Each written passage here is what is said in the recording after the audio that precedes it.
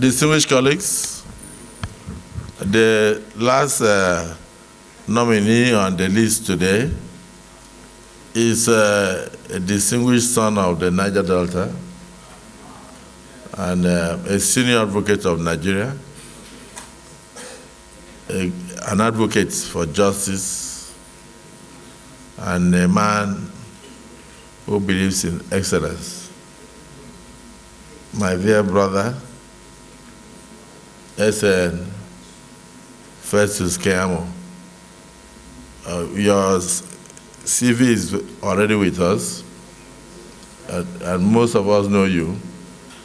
So if there are things you would like to add that are not here, you use the next few minutes to say so. Otherwise, just summarize your life in 1 or 2 minutes so that you can answer questions from the distinguished senators. You are welcome.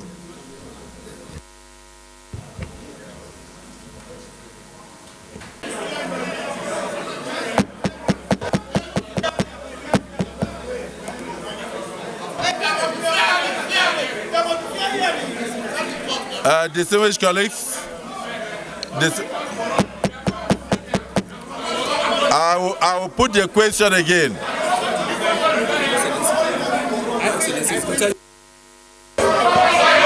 Order, please. Distinguished senators, sit down, please.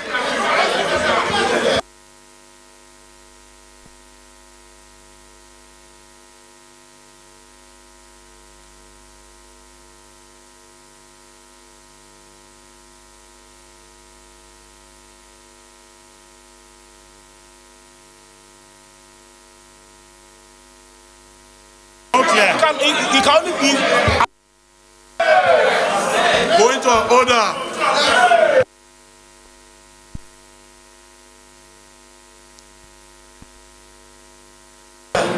Mr. President, point of order. Mr. President, point of order.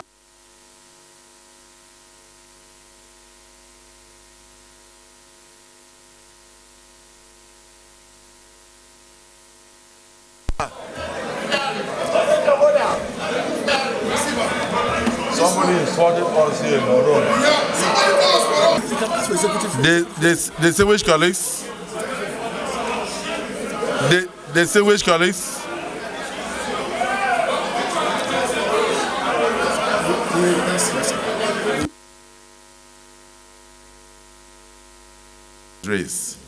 the presiding officer must listen to the point of order.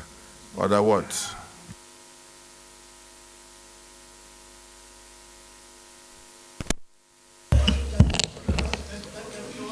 My order is anchored on Section 88 of the Constitution, 1999, as amended. Can I take the leave of Mr. President to read out, sir?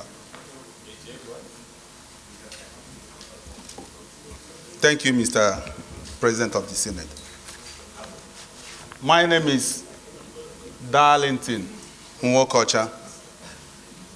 I speak for the entire Nigeria, but Abia Central in particular. Mr. President, I want to read Section 88, 1, A and B, but I will anchor my position on B. Let me start from 1. Subject to the provision of this Constitution, each House of the National Assembly shall have power by resolution published in its journal or in the official gazette of the government of the Federation to direct or cause to be directed investigation into any matter or thing with respect to which it has power to make laws. B, the conduct of the affairs of any person, authority, ministry, or government department charged or intended to be charged with the duty of or responsibility for executing or administering laws enacted by National Assembly and disbursing or administering monies appropriated to be appropriated by the National Assembly. Mr. President of the Senate, I'm aware that this National Assembly and this arm, the Senate, has 3 major mandates. 1, lawmaking. Secondly, oversight. And thirdly, representation. And I know quite well that what we are doing today is a continuation of what we did yesterday. And I'm happy to have the nominee here, present. And he has said wonderful things, and which of them he said that he used instrumentality of law, which he is part and parcel of, to advance the cause of justice. And I know quite well as well that this House, or this Senate, usually use the instrumentality of legislature to advance the cause of fairness. Mr. President of the Senate, I want to bring to the notice, because I've been a 2-time House of Assembly member, 2-time House of Rep member, and today a senator. And I was in the 8th Assembly of the House of Representatives, and the 9th Assembly, and today I am here. And I know that our rule book does not in any way exclude the continuation of free-will drive of one section to the other. Having said that, Mr. Senate President, I want to bring to the notice of this House that sometime in 2020, that an issue came up. And that issue was the Public Works Program. We all welcomed it with open hands, because this is something that will help our people. Today we are talking about paying 8,000 to some people to make sure that it will alleviate poverty. Then it was the amount of 20,000 to 1,000 persons across the 774 local governments, which my local government is part of it. And I'm sure your local government is part of it. And today, 1,000 per each local government minimum, 20,000 naira, has a great multiplier effect that will make our people cushion so many effects that would have led our people into a very greater height. But what really happened? At a point, we wanted to carry out our responsibility, because if some people can use the instrumentality of law, which they find themselves within their confines of their own authority, to advance for all their justices, why can't we use the instrumentality of the legislature to support our people and help the populace, which we represent? Then, at that point, we invited the nominee, because this thing has been a subject of controversy and public debate, which I don't know. We wanted to know and give him fair hearing. Please tell us, because it's now within our own confines authority to know what happened to our constituents. Say, please come and tell us what really happened. What is the structure? What are the indices you are using to carry out these things? Because our people will hold us responsible and accountable. And when he was invited, what we are talking about is a 52 billion naira appropriation, and the right of appropriation resides on the legislature. That is our right. And I know quite well that the right of oversight resides on us, because we have to hold you accountable for whatever thing we appropriate to you. It is our right. Yes. And when he was invited, he expressly told us, to the public, that we want to hijack his role. That we want to blackmail us, that we are corrupt, that we want to hijack his role. And I know that he midwifed the process. Nobody's against that. He midwifed the process, and this falls within his own area of operation as the junior minister for labor and employment. Highly welcomed. And not only that, he went as far as in the public line to say that when he was asked, which indices did you use to gain this? He said, in quote, they are not from the moon. That was too arrogant to answer Nigerians that way. Because we are talking about what we support and help our people. That is why we are here. Anything outside that, I will walk away from this chamber. My interest, your interest, and the interest of everybody is our people. That is why we are here. Not whatever thing any person is saying. And today, we need to find out, Mr. Senate President. Nobody is stopping him from being cleared. No. And I'm happy the way the president has sent so many people, great people here. We have questioned them, passed through the screening, wonderful people, and we're ready. As much as they are ready to work with the system, we are ready to clear them. But not on the grounds of putting something on that table, not granting some people fair hearing, because I would like us to grant him fair hearing since he has been running away from it, for people, for Nigerians to know what really happened. Because I wouldn't like any person to be holding that, because this thing has been subject of debate here and there. What happened to the 52 billion? What happened to the... But he is here, and it's our responsibility to find out. So, Mr. President of the Senate, I'm of the opinion so strongly that he has to tell us what really happened, but not here. We have to keep it down a little bit. We're not saying that we're not going to clear him. This is a house that can reconvert at any point. You can even call for an emergency and we'll reconvert. Because we would not like to what happened at the last administration, where some people felt that the president was in charge and so many other things were happening out there. We won't take it this time around. We want a situation, we hold you responsible from the onset. Since Mr. President has started showing us the right hand, we must follow along that side to make sure that we work with him in that right hand as well. Therefore, Mr. President of the Senate, I'm of the opinion that we hold this down a little bit, and I move a motion that we suspend forthwith this nomination and wait until when this is cleared, so that he can freely work in our environment and tell Nigerians, I have perfectly done well because this record has been put straight. That is my submission, Mr. Senate President. I rest my case.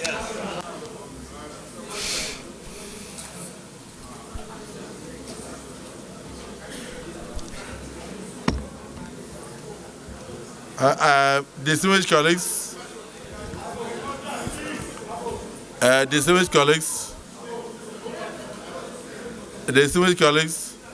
the point of order raised by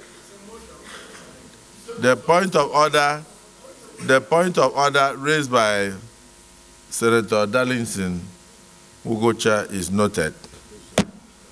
But on the motion, there is no seconder.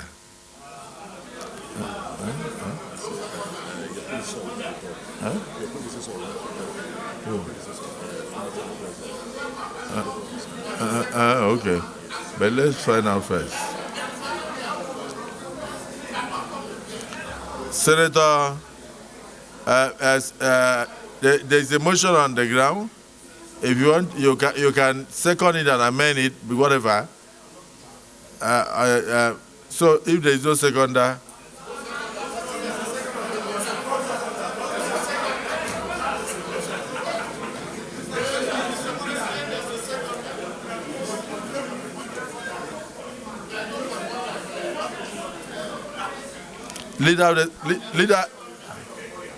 Leader of the Senate, the point of order had been noted.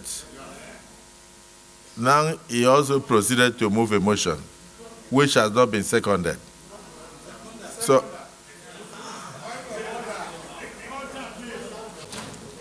very ably moved by Senator Darlington Ugocha, that in view of Section 88B of the 1B of the Constitution, which mandates the National Assembly to go ahead and look into the conduct of affairs of any person, authority, or ministry, and where such a person refuses and deliberately stays away from letting the National Assembly do its work, and in view of the fact that this nominee rejected the summons of both the House of Representatives and the Senate, that I do support that this nominee should be stepped down pending when he decides that the National Assembly has that right to inquire into the workings of a minister and his ministry. I so second. Distinguished and seconded. Those who are in support of the motion that the screening of the nominee be stepped down until further inquiries, say aye.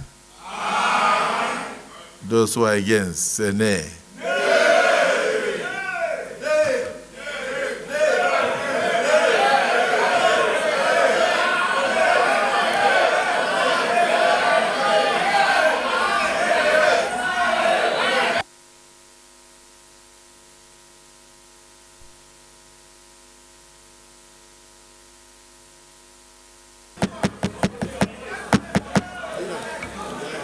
Distinguished colleagues,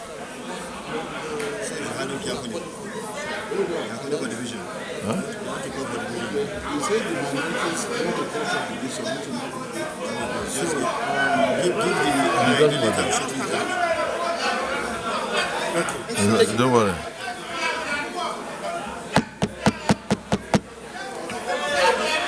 Distinguished colleagues, distinguished colleagues,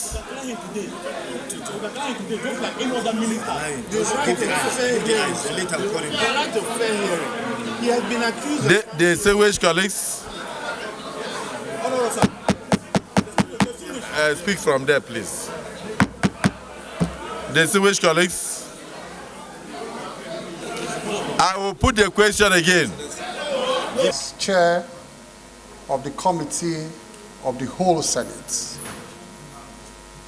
His Excellency, distinguished Senator, and once my boss, always my boss, at the Ministry of the Niger Delta Affairs. So, sir, my boss, I also present myself to you today to hear your testimonial about me as your mentee in the Ministry of the Niger Delta Affairs, where you were my boss. We enjoyed a convivial relationship when we were both at the Ministry of the Niger Delta Affairs. The Deputy Senate President, all the principals, to my 3 senators from Delta States, distinguished Senator Ede Dafinone, distinguished Senator Joel Onowakpo Thomas, and distinguished Senator Ned Nwoko, who are very, very personal friends to me for so many years, sir. My name is Festus Keyamo. Paternally, I'm from Delta State, in particular Uwe local government area of Delta State. And maternally, I'm from Ogun State, in particular Yewa South local government of Ogun State, Ilaro. And I'm also a constituent of distinguished Senator Solomon Adeola Olamilekon, who is popularly known as Yayi. He's my senator from Ogun West. In fact, he knows I'm from the royal home there, my mom, where they call Oju Orono in Ilaro. And we enjoy a very, very convivial relationship. I also see so many senators here who are my mentors, my political leaders, who have personal friends over the years, comrades too. I see 3, 4, 5 comrades here who we have enjoyed very excellent relations over the years. I greet all of you, sir. My appearance here today, sir, can only be by the grace of God, sir, and by the special benevolence, and I repeat, special benevolence of our President, President Bola Ahmed Tinubu. And I want to say a special thank you to him for giving me this rare opportunity to serve. In fact, why I say I give all the glory and adoration to God is that on Friday, when my name was announced on this floor, I was already packed, my bags and baggages were already packed with my family, we're going on a short vacation. I had given up any hope to be here when all of a sudden they said my name had been announced from Lagos. So I started rushing back and we had to cancel all our trips to go on vacation. So I give God all the glory and all the adoration, sir. Briefly, sir, I am a member of the INABA, sir.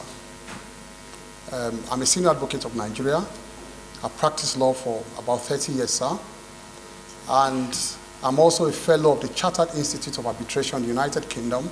And so I also practice international arbitration, sir.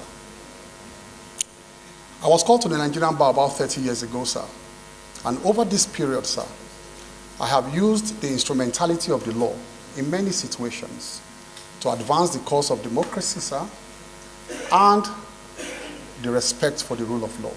That has been the story of my life. In fact, coincidentally, sir, when our present president was in exile, fighting for the return of democracy in Nigeria, President Bola Ahmed Tinubu, we were the young lawyers in Nigeria here who were empaneled by my late boss then, the late Chief Ganifa Emi, who were coordinating the release of NADECO leaders who were detained across the country at that time. Many of them. So that was the role we were playing while our president was abroad at that time on the platform of NADECO, also fighting for the return of democracy to Nigeria. So coincidentally, our paths crossed again when I joined the Action Congress of Nigeria in Delta State, just at the cusp of forming the All Progressives Congress at that time. And of course, we were the foundation members of the APC from the ACN in Delta State, sir.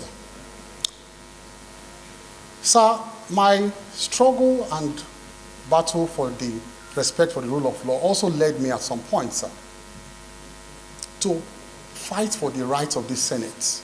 And I'm sure you all know that, sir. That over the years, I felt that because we had left military rule, that it was important for the military to subject itself to this democratic institution. This is the star democratic institution that we have. When the military they take over power, they suspend their first port of call is in parliament. They suspend parliament. So because this is the bastion of democracy. So I felt that if I looked at all the provisions of the law, and I felt the military had to bow to this Senate, had to subject itself to the authority of the Senate.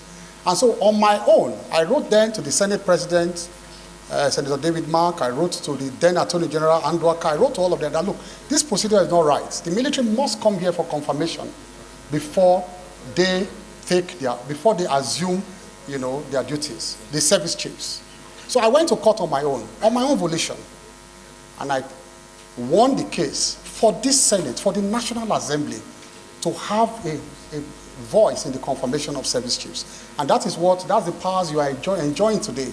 And that is the case of Keyamo against the President of the Federal Republic of Nigeria, which I won, and that was how I fought for the powers of the Senate. I've also served as a private prosecutor for the Economic and Financial Crimes Commission for so many years, before I was appointed a minister in 2019. And in that role, I served the country in prosecuting economic and financial crimes, politically exposed persons. And also, as a private lawyer, I represented clients across the country, both the rich and the poor. I represented so many of them. In the course of that, I won so many of the cases. I lost so many of the cases, like all lawyers do. And of course, many of them are still pending in court. This passion for the promotion of rule of law and human rights led me to receive the global award called the Global Human Rights Award by the United States Global Leadership Council in Washington in 2017. I was conferred with this global award. And in 2019, sir, I appeared before this same revered Senate.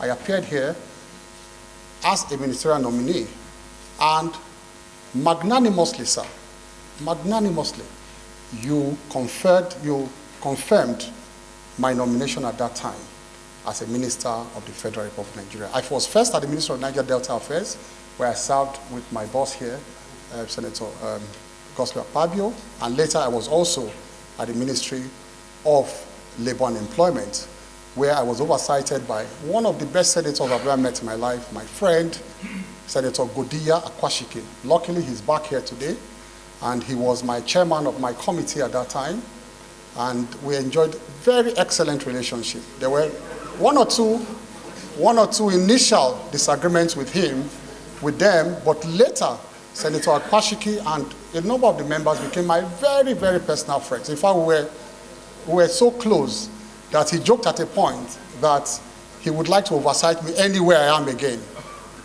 because of the closeness that we enjoy. And thank God he's here today, seated. One of my best allies, best senators I've worked with, Senator Godiya Akwashiki. So I respectfully present myself, sir, respectfully, for screening and magnanimous confirmation as a senator or as a minister of the Federal Republic of Nigeria. Thank you, sir. I want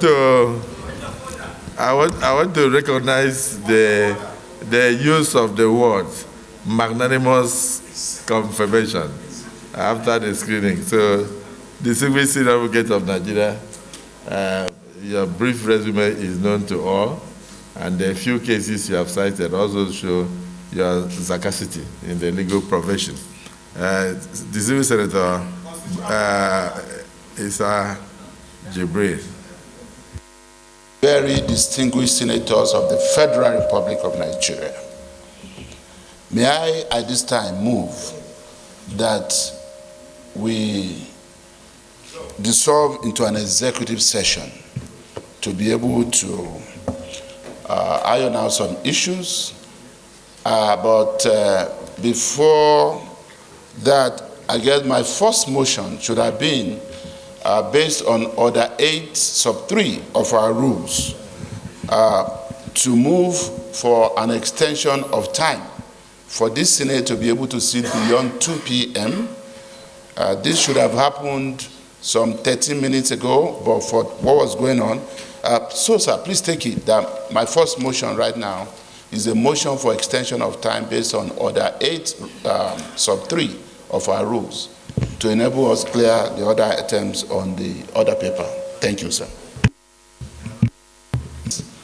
I move that we resolve into an executive session to enable us a closed session,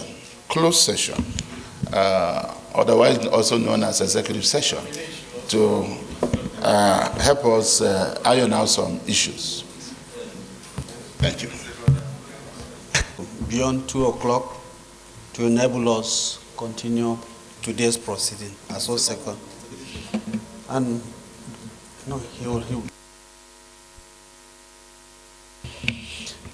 And okay.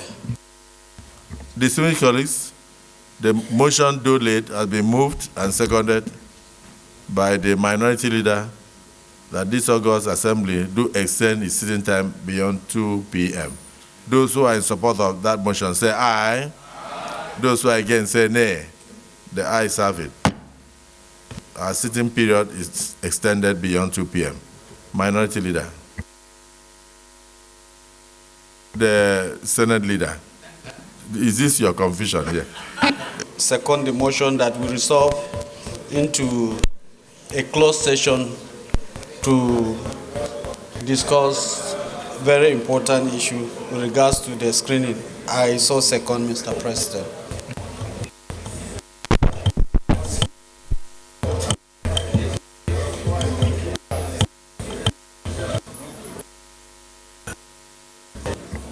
Distinguished colleagues, a motion has been moved and seconded that this Senate do resolve into a closed session to iron out some issues of national concern. Those who are in support of this closed session as moved say aye.